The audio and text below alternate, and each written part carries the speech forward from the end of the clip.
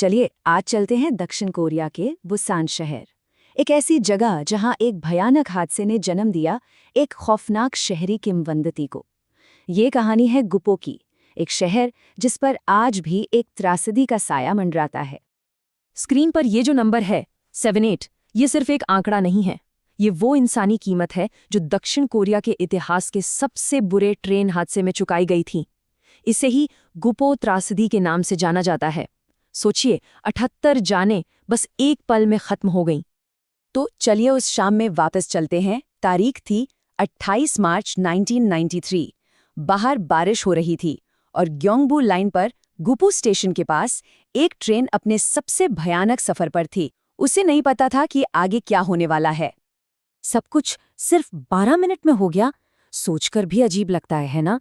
शाम 5:29 पर ट्रेन अपनी पूरी रफ्तार से जा रही थी और कुछ ही सेकंड बाद इमरजेंसी ब्रेक लगता है, लेकिन तब तक बहुत देर हो चुकी थी।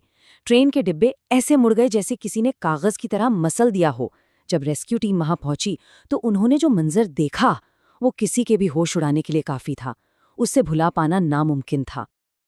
अब इतना बड़ा और भयानक हादसा हुआ तो उसका असर तो होना ही था, लेकिन ये असर सिर्फ दुख और मातम तक ही नहीं रुका। जल्द ही उस पूरे इलाके में अजीबोगरीब डरावनी कहानियां फैलने लगीं। लोग कहते थे कि मलबे से सिर्फ सिसकियां नहीं बल्कि कुछ फुसफुसाहटें भी सुनाई देती हैं। और ये सिर्फ बातें नहीं थीं, वहां रहने वाले लोग सच में अजीब चीजें महसूस करने लगे थे। जैसे मान लीजिए देर रात है, पटरियों पर कोई ट्रेन नहीं, फिर भी घर ऐसे हिलने लगते जैसे कोई भारी भरकम ट्रेन बगल से गुजर रही हो। और सबसे अजीब बात, जैसे ही कोई खिड़की खोलकर देखता सब शांत। खिड़की बंद करो और वो आवाज फिर से शुरू। मतलब एक अजीब सा अनजाना सा डर पूरे इलाके में फैल गया था।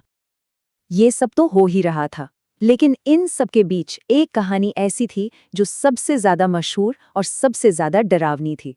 एक ऐसी कहानी जो सीधे सीधे गुप्तो हादसे से जुड़ी हुई थी।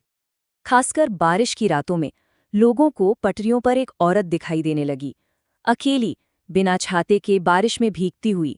ये देखना ही अपने आप में थोड़ा अजीब था, पर असली डर तो तब शुरू होता जब कोई उसे पास से देखता, क्योंकि उसका कोई चेहरा नहीं था। जी हाँ, बिल्कुल सही सुना। जिन्होंने भी उसे पास से देखने की हिम्मत की, उन्होंने यही बताया, जहाँ चेहरा होना चाहिए वहाँ बस एक सपाट खाली जगह थी। और ये खौफ यहीं नहीं रुकता। उस औरत का एक हाथ, दाहिना हाथ भी नहीं था, और वो अकेली नहीं थी। उसके साथ एक बच्चा था जिसका भी कोई चेहरा नहीं था। और वो बच्चा जमीन पर नहीं था बल्कि हवा में तैर रहा था, ठीक उसके बगल में। सोचिए जरा ये मंजर। अब एक किस्सा सुनिए जो 1995 का है, यानी हादसे के करीब 2 साल बाद का। एक स्टूडेंट ने बताया कि उसका दोस्त एक रात नशे में पटरियों के पास ही सो गया था। जब वो सुबह उठा तो उसने बड़ी अजीब बात बताई।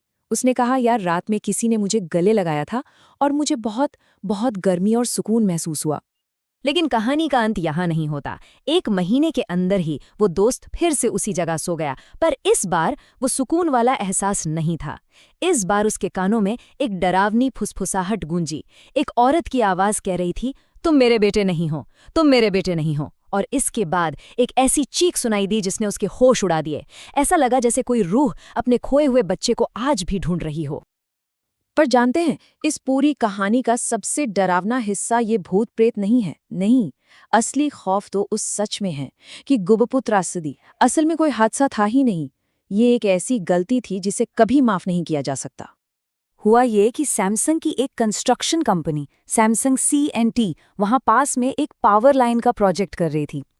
अब रेलवे के नियम बिल्कुल साफ हैं, आप पटरियों के आसपास कोई ब्लास्टिंग या विस्फोट नहीं कर सकते। लेकिन इन लोगों ने नियमों को ताक पर रखकर सीधे पटरियों के नीचे ही ब्लास्टिंग शुरू कर दी। और इसी एक गलती ने उस पूरी पटरी की नींव को खोखला कर दिया और इस भयानक हादसे को दावत दी। हादसे के बाद सैमसंग और KPCO के 16 लोगों को गिरफ्तार तो किया गया। लगा कि शायद अब इंसाफ होगा, लेकिन हुआ क्या?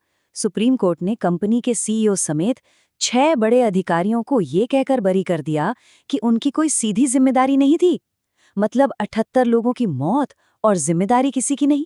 ये अन्याय की भावना को और भी गहरा कर देता है। लेकिन रुकिए, इस कहानी में एक और मोड़ है।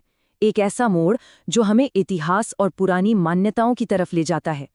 कुछ लोग मानते हैं कि ये जमीन इस ट्रेन हादसे से बहुत पहले से ही शापित थी। वहां गुपो बाजार के पास एक बुजुर्ग शमन रहती थी। वो कहती थी कि वो उस जगह पर मारे गए प्राचीन सैनिकों की आत्माओं से बात करती हैं। उन आत्माओं ने शमन को चेतावनी दी थी कि यहाँ जो नया एक्सप्रेसवे बन रहा है उसे रोक दो। ये हमारी पवित्र जगह है, इसे बर्बाद मत करो। पर किसी ने उनकी नहीं सुनी। निर्माण चलता रहा। कुछ समय बाद शमन की भी मौत हो गई। और फिर सालों बाद ठीक उसी इलाके के पास ये ट्रेन हादसा हुआ। क्या ये महज एक इत्तेफाक था? तो इन सारी भूतिया कहानियों का आखिर मतलब क्या है? क्या ये सच है या इसके पीछे कोई और वजह है? चलिए इसके पीछे की अलग-अलग थ्योरीज को समझने की कोशिश करते हैं।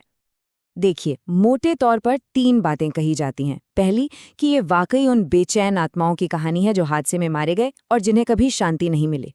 दूसरी थियरी थोड़ी प्रैक्टिकल है कि ये सब रियल एस्टेट एजेंटों का फैलाया हुआ ड्रामा था ताकि प्रॉपर्टी के दाम कम हो जाएं। और तीसरी जो शायद सबसे ज्यादा सोचने पर मजबूर करती है कि ये कहानियां असल में उस पूरे समाज के दुख, उनके सदमे और उस गुस्से का प्रतीक हैं जो उन्हें कभी न मिलने वाले इंसाफ की वजह से महसूस होता है। मजे की बात यह है कि एक बार एक बहुत मशहूर टीवी शो ने इन भूतों की कहानी पर एक इन्वेस्टिगेशन करने का प्लान बनाया। लेकिन जानते हैं क्या हुआ? वहां के लोगों ने ही इसका जबरदस्त विरोध किया और शो को कैंसिल करवा दिया। क्यों? क्योंकि उन्हें भूतों से ज्यादा डर अपनी प्रॉपर्टी के दाम गिरने का था। कभी-कभी दुनियादारी का डर भूतों के डर से भी बड़ा हो जाता है।